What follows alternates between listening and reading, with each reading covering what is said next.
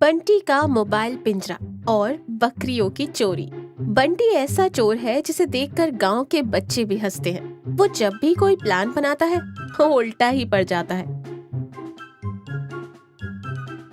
एक बार बंटी ने राशन की दुकान से चावल की बोरी चुराई,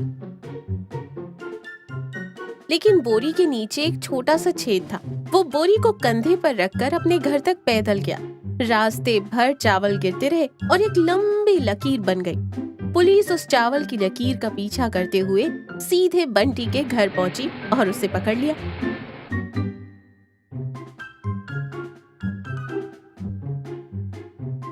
दूसरी बार वो एक घर में घुसा।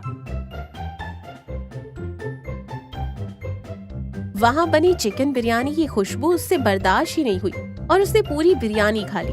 पेट भरने के बाद उसे ऐसी नींद आई कि वो उसी घर के सोफे पर सो गया। सुबह मकान मालिक ने उसे चाय पिलाकर उठाया और पुलिस के हवाले कर दिया। जेल से छूटकर बंटी फिर गांव आया। इस बार उसने सोचा, अब की बार कोई बड़ा हाथ मारना है। उसी गांव में मनोहर नाम का एक आदमी खुशी खुशी रहता था। उसके पास 10 बकरियां थी।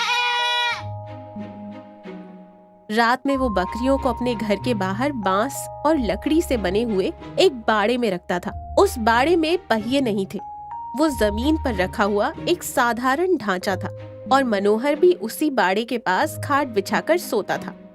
एक रात बंटी मनोहर के घर पहुंचा।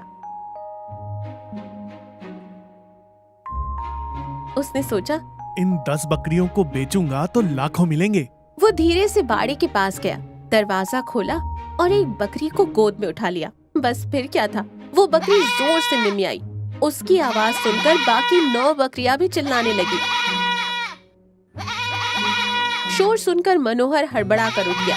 चोर चोर की आवाज सुनते ही बंटी बकरी को वहीं छोड़कर अपनी चप्पलें भी भूलकर भाग खड़ा हुआ।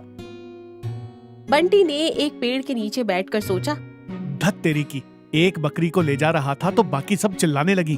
अगर पूरे परिवार को एक साथ ले जाऊं तो तब वो शोर नहीं मचाएंगी, क्योंकि उन्हें लगेगा हम सब साथ ही हैं। अगली रात बंटी अपनी पुरानी खटारा बाइक लेकर आया। मनोहर गहरी नींद में था। बंटी ने अपने साथ लाई मजबूत रस्सियां निकाली। उसने 10 बकरियों वाले पूरे बाड़े को बाहर से रस्सियों से लपेटा। बाड़े के पायों को अपनी बाइक के पिछले सीट पर कसकर बांध दिया। अब देखो मेरा टैलेंट, मैं बकरियां नहीं चुराऊंगा, पूरा घर ही उठा ले जाऊंगा।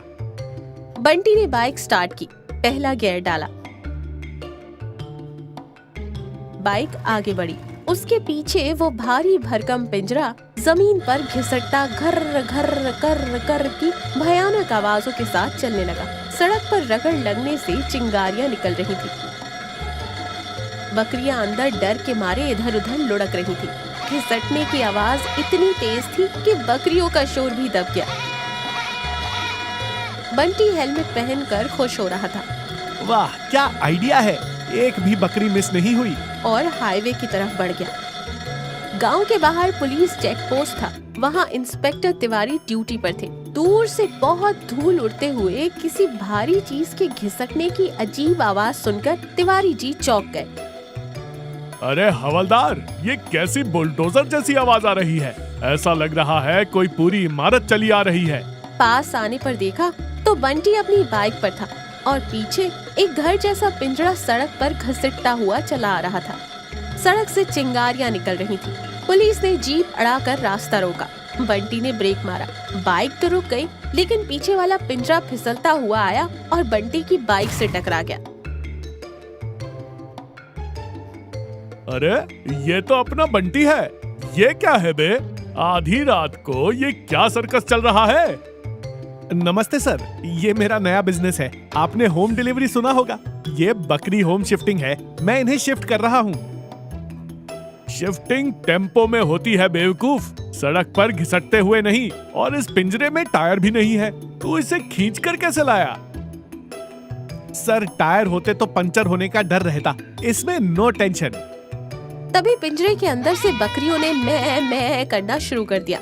एक बकरी के गले में मनोहर नाम की तख्ती लटकी हुई थी। तेरी तो ये मनोहर की बकरियां है ना? कल बिरयानी खाकर पकड़ा गया था, आज पूरा तबेला उखाड़ लिया। सर, एक बकरी ले जा रहा था तो वो रो रही थी, इसलिए सोचा उनकी फीलिंग्स हर्ट ना हो, इसलिए पूरी फैमिली को ट्रिप पर ले जा रहा हूँ। पुलिस ने बंटी को उसी पिंजरे के साथ जीप के पीछे बांधकर थाने तक घसीटा। मनोहर ने आकर अपनी बकरियां वापस ली। बंटी फिर जेल चला गया, लेकिन इस बार बिना पहियों वाला मोबाइल पिंजरा बनाने के लिए थाने में सब उस पर खूब हंसे। इस कहानी से हमें ये सीख मिलती है कि ज्यादा होशियारी भारी पड़ती है। जमीन पर टिकी चीजों को सड़क पर घसीटोगे तो सीधा जेल जाओगे।